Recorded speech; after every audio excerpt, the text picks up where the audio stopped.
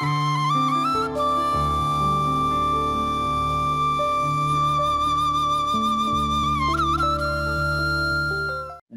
தொலைக்காட்சி பார்வையாளர்கள் எல்லோருக்கும் இனிய காலை வணக்கம். உடல்நலம் பற்றி சிந்திக்க வேண்டும், எங்களோட முன்னேற்றத்தை பற்றி கவனிக்க வேண்டும். ஒவ்வொரு நாளும் முடிகிறது, ஒவ்வொரு நாளும் புது நாளாக அமைகிறது. ஆகவே பழைய எண்ணம் என்று நாங்கள் ஒரு இலக்கு வைத்திருப்போம் தானே, டாக்டர் ஆகணும், இன்ஜினியர் ஆகணும், சமூகத்தில் நல்ல பேர் எடுக்கணும். அதுகளை பாதிக்காத வகையில் ஒவ்வொரு புது விடியலையும் நாங்கள் பயன்படுத்த வேண்டும். அந்த வகையில் போட்டி பொறாமைக்கு பலர் இருக்கக்கூடும்.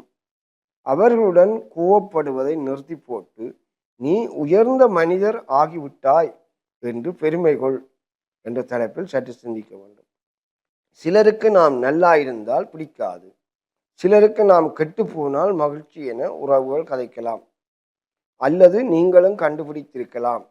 போட்டி பொறாமைதான் இதற்கு காரணம் ஊருக்குள்ளே பேசிக்கொள்வர். இதைத்தான் நாங்கள் சொல்லக்கூடிய. அப்ப நீ நல்லா இருக்கிறாண்டா என்னது, சிலருக்குத்தான் அது சந்தோஷமா இருக்கும், சிலருக்கு பொறுக்க முடியாது. நீ கெட்டு போனாண்டா சிலருக்கு சந்தோஷமா இருக்கும், சிலருக்கு பொறுக்க முடியாது. ரெண்டு விதத்துலையும் ஒரே மாதிரி தான் சிந்திக்கும். அப்ப நீ நல்லா இருக்கிறாண்டா மற்றவர் உம்மை போட்டுக்கிறாண்டா உம்மோட செய்யறதுக்கு தனக்கு நல்ல பேர் வரும். நீ நல்லா இருக்கும்போது அவரும் உங்களோட சேர்ந்து நல்லதை பகிர வாய்ப்பு இருக்கு. இன்னொரு நல்ல உள்ளம் உண்மை போற்றும். நீ கெட்டு போனாண்டா சிலர் சந்தோஷமா ஏற்றுக்கொள்ளணும்ல, அவர் கொஞ்சம் குறைஞ்ச ஆள். என்னது கெட்டு போனால், நீ கெட்டு போனாண்டா தன்னோட சேர்த்து கொள்ளலாம்னு பார்க்க. சிலருக்கு விருப்பம் இல்லை நீ கெட்டு போறது. ஏன்? அவர் நல்ல மனுஷர், நீ கெட்டு போறது அவருக்கு விருப்பம் இல்லை. அவர் நீ கெட்டு போயான்னு உங்களுக்கு ஆலோசனை சொல்ல வரலாம். போட்டி என்பது உன்னையும் வளர்த்து கொண்டு தன்னையும் வளர்த்துக் கொள்வது போட்டி. பொறாமை என்பது உன்னை விழுத்தி போட்டு தான் முந்திக்கொள்ள நினைப்பது பொறாமை. அப்ப போட்டி பொறாமை என்பது சமூகத்தில் இருக்கு. உன்னையும் வளர்த்து விட்டு கொண்டு தானும் வளர்ந்து கொண்டு போறது போட்டி. அதை ஏற்றுக்கொள்ளும், அப்படியானார்கள் அணைத்துக் கொள்ளும். நீயும் வளர்ற அவரும் வளர்ற, அது போட்டி இருக்க வேணும். போட்டி இல்லாட்டி நாங்கள் முன்னேறலாம். பொறாமை என்பது என்ன? உம்மை விழுத்தி விட்டு இல்லை உம்மை விலத்தி விட்டுட்டு தான் முந்தி கொண்டு போறது பொறாமை. அப்ப அவர்களோட நீங்க முன்னேற முடியாது, அவர்களை விலத்தி விடுவோம்.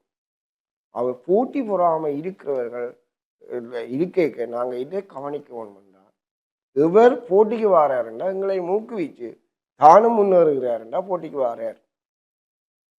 அப்ப நாங்களும் முன்னேற வாய்ப்பு இருக்கு. எங்களை பொருட்படுத்தாம எங்களை விலத்தி விட்டுட்டு ஓட்டை கெடுக்க போறவர் பொறாம பிடிக்கவர். அவரோட சேர்ந்தா நாங்க பின்னுக்கு போக வேண்டி வந்துடும். நாங்க சிந்திக்க வேண்டும். அவை இந்த பிறரது மதிப்பீட்டினையும் கருத்தில் எடுத்து எம்மை நாம் திருத்தி கொண்டால் நாம் முன்னேறலாம். எவரையும் எதிர்ப்பதால் எமக்கு நன்மை ஏற்படாது, மாறாக நாம் உயர்ந்து விட்டோம் என்ற மேலும் நாம் உயர வேண்டும் என்ற சிந்தனை நமக்கு வரும். ஏன் இதை சொல்றேன்னு சொன்னா, போட்டிக்காரன் என்ன செய்வான், நீ நல்லா வாழ அப்ப நானும் போறோம், போட்டி போட்டு வெல்லுவோம், அதால கோவிக்க தேவையில்லை. பொறாமக்காரன் உனக்கு என்ற சரி அடிபட்டுட்டு வேறு ஒன்று பேர் ஏசுவான், வெறுப்பான். அப்ப என்ன செய்ய, அல்லது சில வேலை உதய இந்த உதவினு கேட்பினும். அப்படியேண்டா நீ அவையோட சண்டை பிடிக்க போக வேண்டாம், அவை வெறுத்து பாய்க்கு போக வேண்டாம்னு சொல்லுவார்.